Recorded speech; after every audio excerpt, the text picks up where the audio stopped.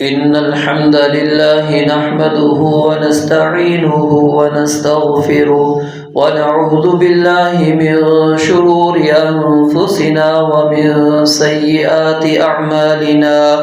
من يهده الله فلا مضل له ومن يضلل فلا هادي له، وأشهد أن لا إله إلا الله وحده لا شريك له، وأشهد أن محمدا عبده ورسوله. أما بعد، فإن خير الحديث كتاب الله، وخير الهدي هدي محمد صلى الله عليه وسلم، وشر الأمور محدثاتها، وكل محدثة بدعة، وكل بدعة ضلالة، وكل ضلالة في النار. يا أيها الذين آمنوا اتقوا الله حق تقاته ولا تموتن إلا وأنتم مسلمون. يا أيها الناس اتقوا ربكم الذي خلقكم من نفس واحدة، وخلق منها زوجها، وبث منهما رجالا كثيرا ونساء، واتقوا الله الذي تساءلون به والأرحام، إن الله كان عليكم رقيبا. يا أيها الذين آمنوا اتقوا الله وقولوا قولا سديدا يصلح لكم أعمالكم ويغفر لكم ذنوبكم، ومن يطع الله ورسوله فقد فاز فوزا عظيما. اللهم صل على محمد وعلى آل محمد كما صليت على إبراهيم وعلى آل إبراهيم إنك حميد مجيد. اللهم بارك على محمد وعلى آل محمد كما باركت على إبراهيم وعلى آل إبراهيم إنك حميد مجيد. قال الله تبارك وتعالى في القرآن المجيد: فأعوذ بالله السميع العليم من الشيطان الرجيم، من همزه ونفخه ونفثه. بسم الله الرحمن الرحيم. وما آتاكم الرسول فخذوه وما نهاكم عنه فانتهوا. وقال تعالى في مقام آخر: اليوم أكملت لكم دينكم وأتممت عليكم نعمتي ورضيت لكم الإسلام دينا. وقال رسول الله صلى الله عليه وآله وسلم: من أحدث في أمرنا هذا ما ليس منه فهو رد، أو كما قال عليه الصلاة والسلام. رب اشرح لي صدري ويسر لي أمري واحلل عقدة من لساني يفقهوا قولي. رب زدني علما، رب زدني علما، رب زدني علما. سبحانك لا علم لنا إلا ما علمتنا إنك أنت العليم الحكيم. हर किस्म की हम्द व सना अल्लाह रब्बुल आलमीन के लिए, जो इस पूरी कायनात का तन्हा खालिक व मालिक, राज़िक, मुश्किल कुशा है। बेशुमार अनगिनत लातादाद दुरूद व सलाम जनाब मुहम्मद रसूलुल्लाह सल्लल्लाहु अलैहि व आलिहि वसल्लम की ज़ात अक़दस के लिए, जिनको अल्लाह रब्बुल आलमीन ने इंसानियत के लिए रुश्द व हिदायत का सफ़ीर बनाकर मबूस फरमाया। मुख्तसर हम्द व सलात के बाद आज आप मुअज़्ज़ज़ सामीन के सामने माह शअबान के हवाले से मसनून और गैर मसनून अमाल, उनकी वजाहत करना मकसूद है। रब्बुल आलमीन से दुआ है कि अल्लाह ताला हक़ और सच बयान करने की और उसके मुताबिक अमल करने की तौफ़ीक़ अता फ़रमाए। شعبان کا مہینہ رسول مکرم صلی اللہ علیہ وآلہ وسلم کے ہاں اس لحاظ سے بڑی اہمیت کا حامل تھا کہ آپ علیہ الصلاۃ والسلام نفلی روزوں کا اہتمام اکثر اس مہینے کے اندر کیا کرتے تھے۔ سیدہ عائشہ صدیقہ رضی اللہ تعالی عنہا اور اسی طرح دیگر صحابہ اور صحابیات سے مروی ہے، یہ صرف میں روایات کا خلاصہ آپ کے سامنے رکھ رہا ہوں کہ رسول اللہ صلی اللہ علیہ وآلہ وسلم سب سے زیادہ اگر روزے رکھا کرتے تھے تو وہ ماہ شعبان کے رکھا کرتے تھے۔ کبھی اتنے روزے رکھتے کہ ہم یہ سمجھتے کہ آپ نے ایک روزہ بھی نہیں چھوڑا، پورے مہینے کا آپ نے روزہ رکھا، اور کبھی آپ روزے چھوڑ دیتے، ہمیں ایسے لگتا کہ آپ نے روزہ رکھا نہیں۔ لیکن سب سے زیادہ جو آپ نفلی روزوں کا اہتمام کرتے تھے وہ اس ماہ شعبان کے اندر کیا کرتے تھے، اور ازواج مطہرات رضوان اللہ علیہن اجمعین وہ اپنے روزوں کی قضا اسی مہینے میں ادا کیا کرتی تھی، کیونکہ عورت کے لیے اپنے خاوند کی موجودگی میں اس کی اجازت کے بغیر روزہ رکھنا جائز نہیں ہے۔ اگرچہ وہ فرضی روزہ رکھنا چاہ رہی ہے جو رمضان المبارک کے اس کے رہ گئے ہیں، لیکن کیونکہ وہ ایام روزوں کے نہیں ہیں، آپ رمضان المبارک کے اندر نہیں ہیں، تو عورت کے لیے لازم ہے کہ وہ اپنے شوہر کی اجازت کے ساتھ کہ میں کل روزہ رکھنے کا میرا ارادہ ہے، آپ کی اجازت ہے، وہ اجازت دیتا ہے تو پھر وہ روزہ رکھ سکتی ہے، وگرنہ نہیں۔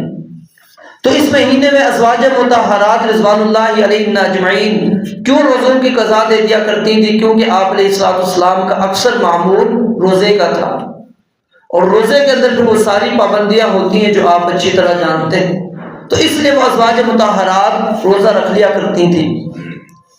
تو نبی مکرم صلی اللہ علیہ وآلہ وسلم سے صرف شعبان کے حوالے سے اگر کوئی چیز ہمیں ملتی ہے تو وہ یہی ایک مسنون عمل ہے، اس کے علاوہ کوئی اور آپ کا باقی ایام سے ہٹ کر، باقی مہینوں سے ہٹ کر آپ کا کوئی عمل خاص نہیں تھا، صرف ایک روزوں کا ہی عمل آپ کا ایک خاص تھا جو آپ رکھا کرتے تھے۔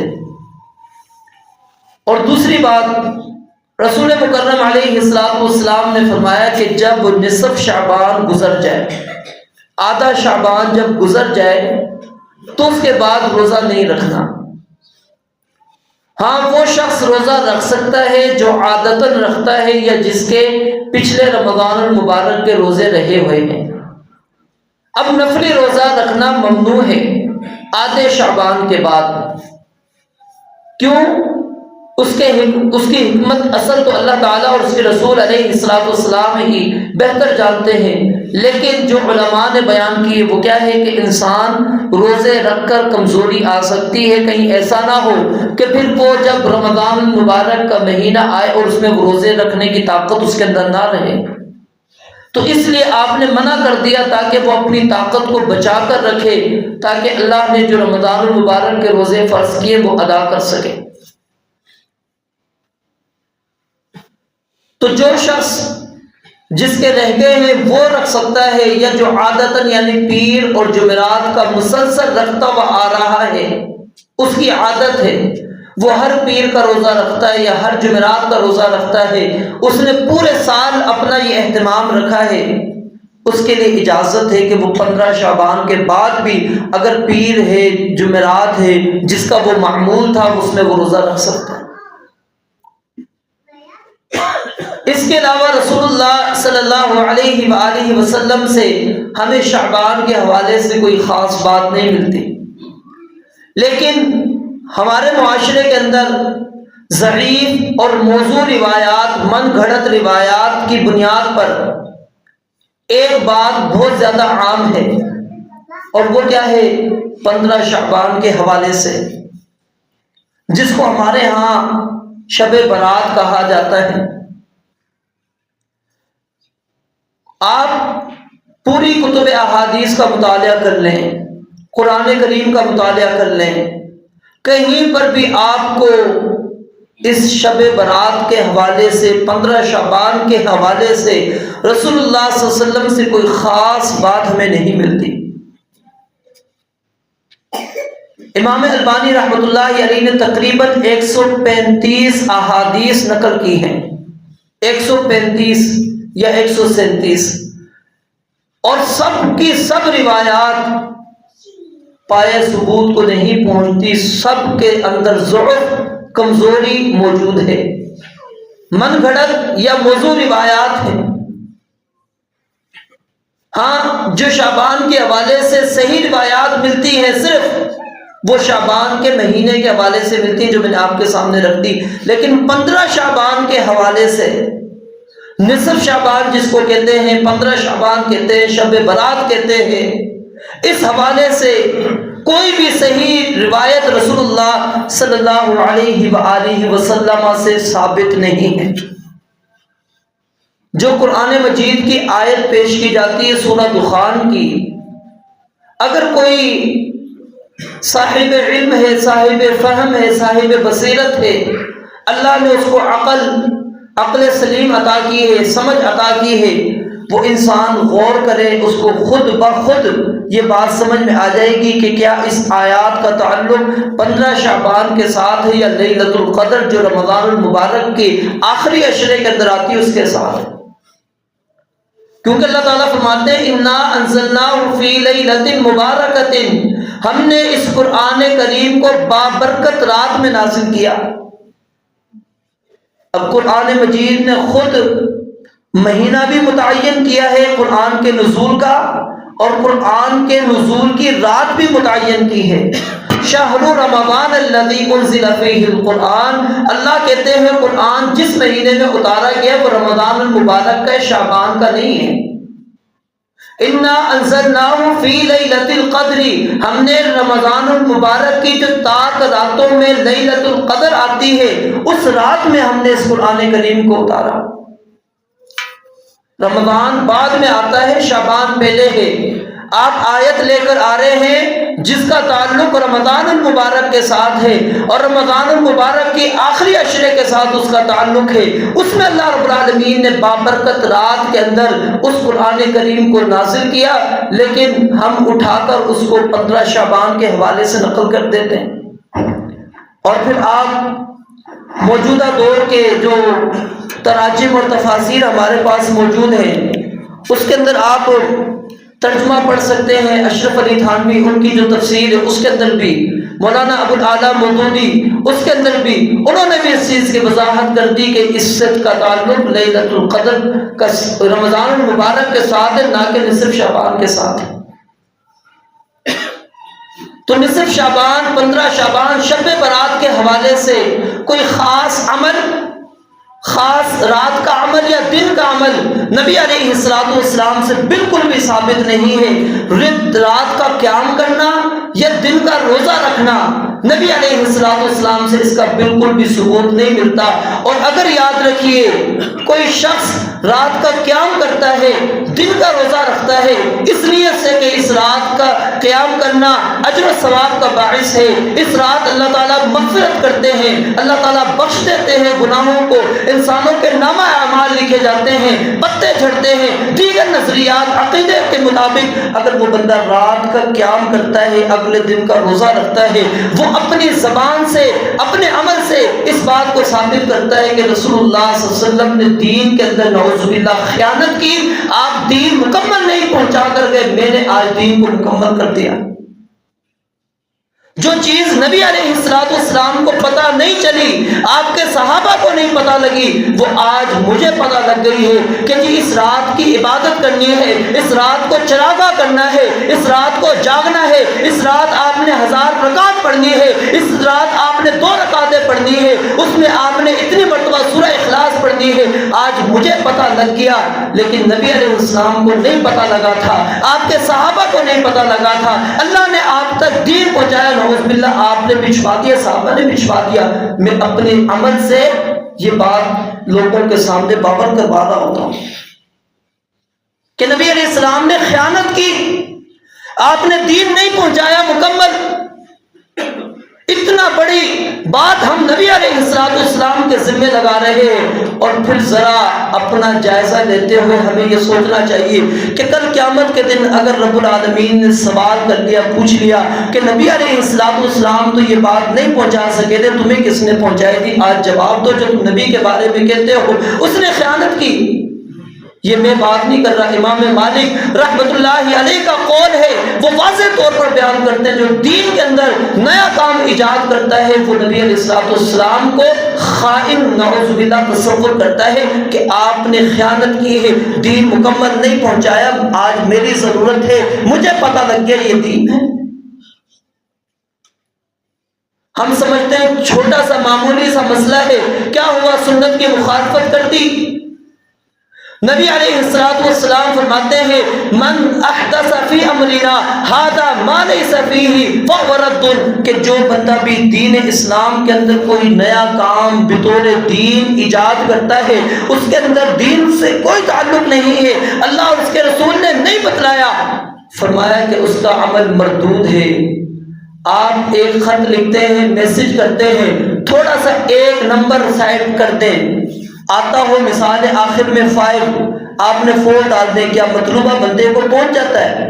جس کے آخر میں 4 آتا ہو اس کو جائے گا، 5 والے کو جہاں آپ بھیجنے دیں وہاں نہیں جائے گا. تو کیا میرا عمل، میں ایک چھوٹا سا میسج بھیجوں، پیغام بھیجوں، میں کال ملاؤں، تھوڑی سی نمبرنگ میں غلطی ہونے کی وجہ سے دوسرے بندے کو نمبر لگ جاتا ہے، پھر ہم کہتے ہیں کہ نہیں بھائی آپ کو نہیں، میں نے کال ملائی تھی، غلطی سے لگ گیا ہے. کیا میرا عمل وہ نبی علیہ السلام کی سنت کے مطابق نہ ہو، طریقے کے مطابق نہ ہو، اور میں کہوں کہ وہ اللہ کے ہاں پہنچ جائے گا؟ اللہ نے کوئی چھاننی نہیں لگائی ہوئی، اللہ نے اعمال کی قبولیت کے لیے کوئی پیمانہ نہیں رکھا، ٹھیک ہے جو کرو کہ قبول ہوتا چلا جائے گا، نہیں. اللہ رب العالمین نے وہی عمل انسان کا قبول کرنا ہے جو عمل نبی علیہ السلام کے طریقے کے مطابق ہوگا. اور پھر ہم شعبان کے حوالے سے چند باتیں جو ہمارے ذہنوں کے اندر گردش کرتی ہیں، کیا ہوتی ہیں کہ جی یہ رات معافی والی رات ہے، اس رات اللہ تعالیٰ بندوں کو معاف کرتے ہیں. شیطان ہمیں دیکھیں کس طرح ورگلاتا ہے، کس طرح دھوکے کے اندر ڈالتا ہے. یہاں ثبوت نہیں ہے رات کی معافی کا. رمضان المبارک پورا مہینہ آئے گا، معافی کا مہینہ ہے، نبی علیہ السلام ضمانتیں دے رہے ہیں، صحیح احادیث کے اندر اوقات موجود ہیں، وہاں مجھے کوئی فکر نہیں ہوتی. اللہ رب العالمین روزانہ رات کو آسمان دنیا پر آتا ہے. آج مجھے فکر ہوگی کہ 15 شعبان ہے، اللہ آسمان دنیا پر آئے گا، اللہ رب العالمین بندوں کو جھانکے گا، بندوں کو دیکھے گا. رب روزانہ آتا ہے، جب حیا کیوں نہیں آئی، جب کیوں نہیں شرم آئی، جب کیوں نہیں رب سے سوال کیا؟ میرا مسئلہ کیا ہوتا ہے کہ اس دن عمل پیش ہوگا.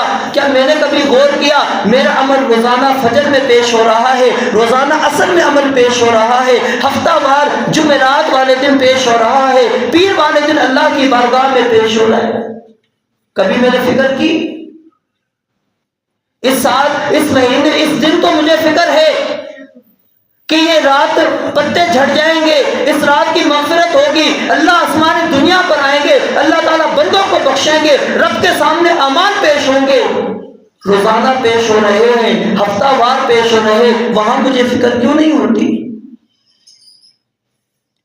اور پھر کیا میں نے اپنے آپ کو کیا دھوکہ دینے کے لیے سمجھ لیا کہ رب کے فرشتوں کو آج میں عبادت کر کے دکھا دوں، مسجد میں ہوں، میں نماز پڑھ رہا ہوں، میں قیام کر رہا ہوں، میں رکوع کے اندر ہوں، میں سجدے کے اندر ہوں، میں تلاوت کر رہا ہوں، ذکر و اذکار کر رہا ہوں، دیکھ فرشتے نوٹ کر پوری رات میں یہاں پر عبادت کر رہا ہوں، تو لکھ کے چلا جا یہ بندہ نیک ہے، صالح ہے، یہ تو پوری رات قیام کرتا ہے. اگلے دن کا دیکھ میں صبح سے لے کر شام تک روزے کی حالت کے اندر ہوں، فرشتے لکھ میرا عمل کہ میں دیکھ روزے کی حالت میں ہوں. کیا ایک رات ایک دن عمل کر کے فرشتے کو نعوذ باللہ ہم سمجھتے ہیں دھوکہ دے دیا؟ فرشتے نے جا کے رب کو کہہ دینا ہے کہ اللہ یہ تو بندہ بڑا نیک ہے، پوری رات عبادت کرتا رہا ہے، پورا دن اس کا روزہ تھا، کس کو دھوکہ دے رہے ہیں؟ ہم سمجھتے ہیں اللہ رب العالمین کو دھوکہ دے دیں گے، فرشتوں کو دھوکہ دے دیں گے، آج اللہ سے معافی کروا لیں گے، آج میری معافی ہو جائے گی، آج اللہ رب العالمین کے سامنے میں نیک اور صالح بن کے پیش ہو جاؤں، اس کے بعد جو میں نے کرنا ہے سو کرو۔ اور صرف یہ نہیں، ایسے لوگ بھی دیکھے ہم نے، آپ بھی معاشرے کے اندر رہتے ہیں، 15 شعبان کا روزہ نہیں چھوڑنا، بیمار ہے رکھے گا، رمضان مولوی صاحب بیمار ہیں روزہ نہیں رکھا جاتا، مولوی صاحب یہ مسئلہ ہے، فرض روزہ رکھا نہیں جاتا، نفل جو ثابت بھی نہیں ہے، وہ کیوں؟ کیونکہ شیطان نے ہمارے سامنے اتنا مزین خوبصورت کر کے پیش کر دیا، ہم سمجھتے ہیں وہ اچھا عمل ہے، حالانکہ اللہ فرماتے ہیں افمن زین لہ سوء عملہ فرآہ حسنا، اللہ رب العالمین فرماتے ہیں جس شخص کے لیے اس کا برا عمل خوبصورت کر کے رکھ دیا گیا ہو، اس کے سامنے پیش کر دیا گیا ہو اور وہ اس کو اچھا سمجھتا ہے۔ عاملۃ ناصبہ آیات ہم پڑھتے ہیں، روزہ جمعے والے دن سنتے ہیں، کیا مطلب ہے؟ عمل کر کر کے ناصبہ تھکے ہوئے ہوں گے، نتیجہ کیا ہے؟ تسلا نارا حامیہ، بھڑکتی آگ میں جا رہا ہے بندہ، کس لیے؟ عمل کی ہے، عمل تھوڑا نہیں زیادہ کیا ہے، تھک چکا ہے، تھکایا اس نے اپنے آپ کو، طاقت سے بڑھ کر عمل کر کر آیا ہے، بھڑکتی ہوئی آگ کے اندر جا رہا ہے، کیوں جا رہا ہے؟ کیونکہ وہ عمل نہیں ہے جو اللہ اور اس کے رسول علیہ الصلوۃ والسلام نے جس پر مہر لگائی تھی، جو دین تھا وہ عمل نہیں تھا، اس نے محنت کی ہے، کوشش کی ہے، وہاں پر محنت کی ہے، کوشش کی ہے جو نبی علیہ الصلوۃ والسلام سے ثابت نہیں۔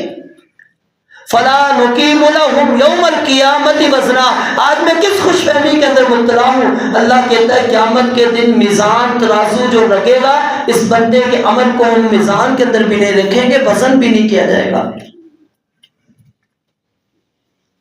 یہ کون ہے؟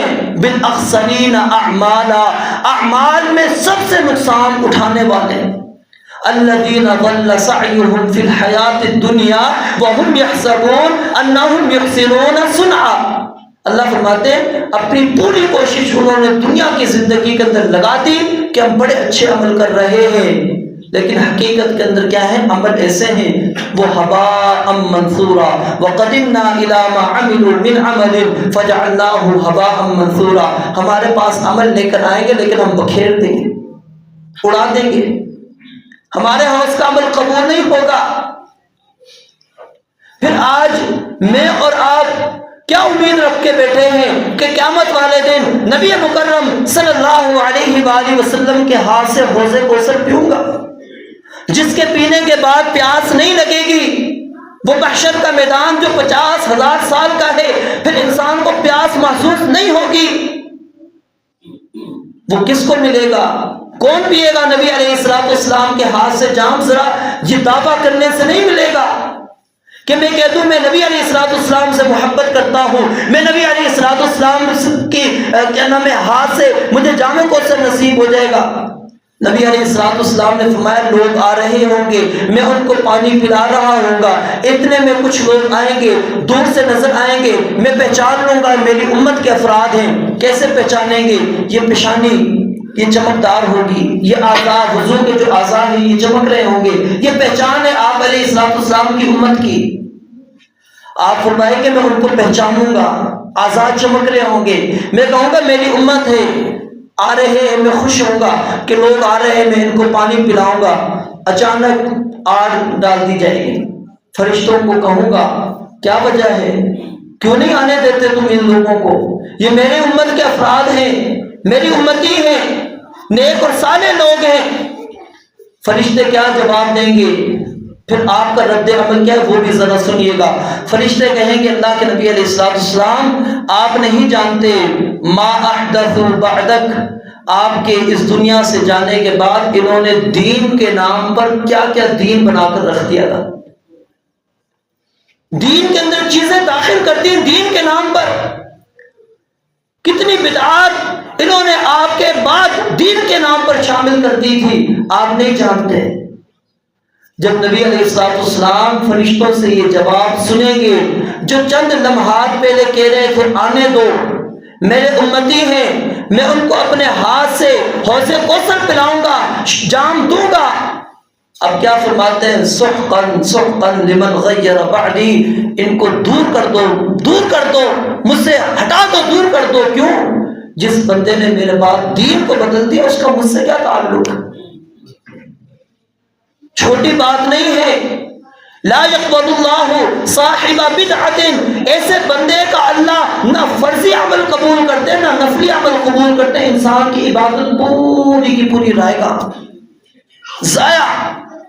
بدعتی انسان کی کوئی بھی عمل وہ فرضی ہے نفلی ہے اللہ کی بارگاہ کے اندر قبول نہیں ہوتا۔ لعن اللہ من آوى محدثا، جو بندہ ایسے بدعتی کو جگہ دیتا ہے، نبی علیہ السلام نے فرمایا وہ بھی ملعون ہے۔ یعنی کتنا اثر ہے، دیکھیں آپ صرف اس کو پناہ دے رہے ہیں، آپ پناہ دینے والے کو نبی علیہ السلام کہتے ہیں وہ لعنتی۔ من وقر صاحب بدعہ، جو صاحب بدعت کی توقیر کرے گا، عزت کرے گا، اس نے اسلام کی عمارت گرانے میں تعاون کر دیا۔ چھوٹی وعیدیں نہیں، یہ بڑی سخت وعیدیں ہیں نبی علیہ السلام کے طریقے سے ہٹ کر عمل کرنے کی، لیکن ہم نہیں سوچ رہے ہوتے۔ یہ تو چند کام ہم کرتے ہیں جو دین کے نام پر کرتے ہیں، روزہ رکھا دین کے نام پر، رات کا قیام کیا دین کے نام پر، اور کچھ کام ہم دین سے ہٹ کر کرتے ہیں، غلط نظریات۔ جی کیا ہے آج کھانا کیوں پکایا جا رہا ہے، ڈشیں کیوں تیار کی جا رہی ہیں، حلوہ کیوں پک رہا ہے؟ روحیں آ رہی ہیں، روحیں آئیں گی، آج ان کا ختم ہے۔ آپ نے اللہ رب العالمین اور اس کے فرشتوں کو، اللہ کے نظام کو کیا سمجھا؟ کیا انسان یہ کیا اصل میں ہم کو دیکھتے ہیں نا جو ٹی وی، اس کے اوپر ڈرامے فلمیں، وہاں پر جو عقیدہ نظریہ ہمیں ملتا ہے کہ ان کی روحیں آ رہی ہیں، کبھی کتے کی شکل میں کبھی کس کی، ہم کہتے ہیں روحیں ایسی بھٹکتی پھرتی۔ اور پھر یہ سال، یہ اس 15 شعبان کو ہم نے روحوں کے ملانے کا ایک نظریہ سمجھ لیا، اور جس گھر کے اندر ختم نہیں ہوگا روح نہیں ملے گی، بھٹکتی رہے گی۔ یہ میرے بھائیوں میرے پیٹ کا تو مسئلہ ہو سکتا ہے کہ مجھے حلوے کی ضرورت ہو، لیکن دین اسلام کا مسئلہ نہیں۔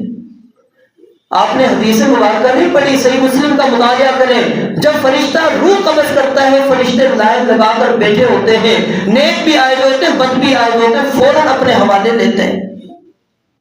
روح کو آزاد کہاں چھوڑا جاتا ہے کہ وہ اپنی مرضی سے جائے؟ کوئی مرضی نہیں چلتی۔ یہ دنیا ہے جہاں پر میری اور آپ کی مرضی ہے، ادھر جاؤں ادھر جاؤں جو چاہوں کروں، مرنے کے بعد مرضی ختم ہے۔ ہم سمجھتے ہیں وہاں بھی میری مرضی ہے، میں جہاں چاہوں گھوموں گا۔ پٹاخے بجانا، یہ پھر آتش پرستوں کے ساتھ، مجوسیوں کے ساتھ مشابہت، کیسے کیسے عمل جو ہندوؤں کے ساتھ ہمارے ملتے ہیں، جو ہمارے عیسائیوں کے ساتھ ملتے ہیں، مجوسیوں کے ساتھ ملتے ہیں، اور ہم کہلاتے کیا ہیں؟ مسلمان۔ عمل ہم وہ کر رہے ہوتے ہیں، اپنا رہے وہ ہوتے ہیں جو ہندوانہ ہوتے ہیں، عیسائیوں کے مجوسیوں کے ہوتے ہیں۔ تو میرے بھائیوں کوئی بھی ایسا عمل جو رسول اللہ صلی اللہ علیہ وسلم سے ثابت نہ ہو، انسان اگر وہ کرتا ہے تو اس کے اوپر اس کو گناہ ملے گا، سزا ملے گی۔ ہم سمجھتے ہیں شاید اجر نہیں ملے گا تو گناہ بھی نہیں ملے گا، نہیں، گناہ ملے گا۔ کیوں؟ کہ آپ نے اس کو دین سمجھ کے کیا، اور نبی علیہ السلام کے بارے میں آپ نے یہ خیال کر لیا کہ آپ تک یہ بات نہیں پہنچی تھی، مجھ تک پہنچ گئی ہے۔ آپ اس عمل کے بارے میں نہیں جانتے تھے، میں جانتا ہوں، صحابہ کو نہیں پتہ تھا، مجھے پتہ لگ گیا ہے، میں یہ عمل کروں گا۔ اللہ رب العالمین سے دعا ہے کہ اللہ رب العالمین ہمیں اپنی اصلاح کرنے کی توفیق عطا فرمائے۔ اعمال کی قبولیت کے لیے لازمی شرط ہے کہ ہم نبی علیہ السلام کی سنت کو، آپ کے طریقے کو اپنائیں۔ اللہ رب العالمین سے دعا ہے رب العالمین جو کچھ بیان کیا ہے اس کے مطابق مجھے اور آپ کو عمل کرنے کی توفیق عطا فرمائے۔ وآخر دعوانا الحمدللہ رب العالمین۔